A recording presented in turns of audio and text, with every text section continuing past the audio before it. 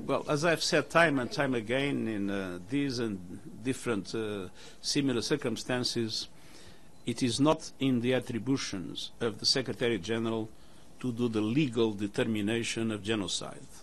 That belongs to the adequate judicial entities, namely the International Court of Justice. As you know, President Trump and President Putin met recently in Alaska. After this, do you see any realistic path to peace in Ukraine right now? And connected to this, President Trump is openly campaigning for the Nobel Peace Prize. In your view, has he done enough to deserve it so far? Well, that is a question to ask to some people in Norway that deal with this issue. I am not optimistic about short-term progress in the peace process in the Ukraine. Our position is very clear. We need an immediate ceasefire, but a ceasefire that leads to a solution based on the UN Charter, international law, and the resolutions of the General Assembly.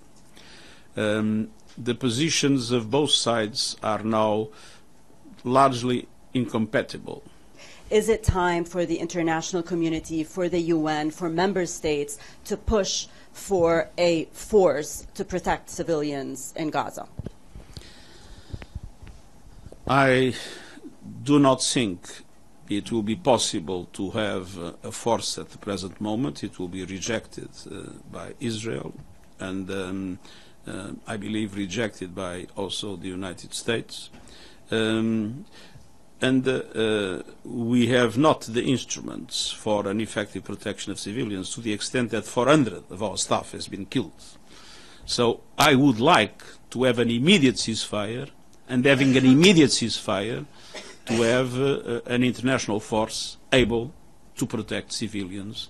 This would be an objective that I would strongly cherish. But at the present moment, it looks like Israel is determined to go up to the end and not open to a serious negotiation for a ceasefire, with the dramatic consequence from the Israeli point of view that it is also not allowing for the release of hostages that we have always said should be immediate and unconditional. So let's be clear, with the attack that took place in Qatar, it doesn't look that Israel is interested in a serious negotiation for a ceasefire and release of hostages. Estados Unidos ha atacado ya 3 veces a barcos de Venezuela que supuestamente transportaban droga y ha matado a 14 personas.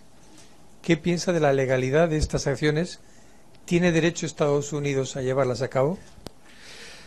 Nosotros no tenemos aún una información completa sobre exactamente lo que pasó, pero para nosotros es evidente que es absolutamente esencial respetar la ley, el derecho internacional en esta materia. We absolutely must do everything and mobilize as much as we can the international community to make sure that the two-state solution prevails. And the question is simple: what is the alternative?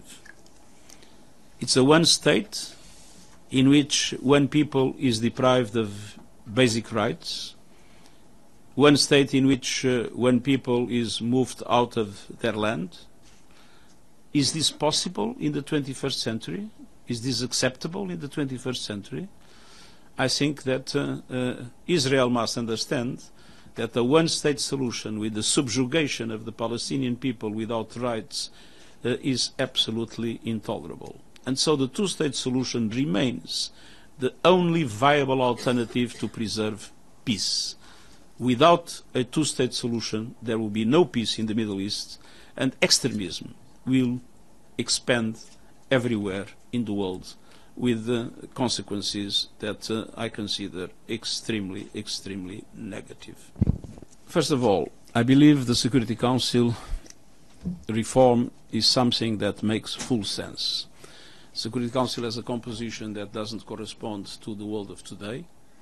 It corresponds to the world of 1945. And that creates not only a problem of legitimacy, but a problem of efficiency. On the other hand, we have the right of veto. There were proposals, namely by France and the UK, limiting the right of veto, especially in situations where we have massive violations of human rights or dramatic cases of this kind. And I see with sympathy that proposal, but of course it's up to member states to look seriously into the reform of the Security Council. Download Metro TV Extend sekarang.